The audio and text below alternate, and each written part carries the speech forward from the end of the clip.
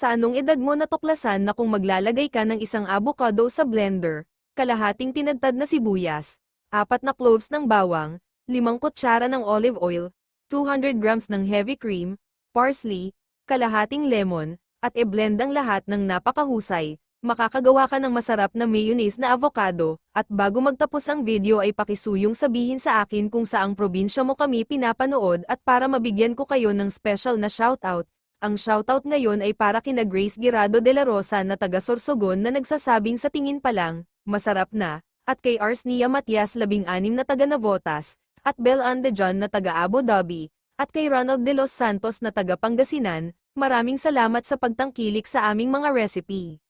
At ayan mga kalutong bahay, sana nagustuhan ninyo ang recipe natin ngayon, kung nag-enjoy kayo at may natutunan. Huwag kalimutang i-like ang video na to. Mag-comment sa baba para sa inyong mga suggestions, at i-follow o subscribe para updated kayo sa mga susunod pa nating masasarap na putahe.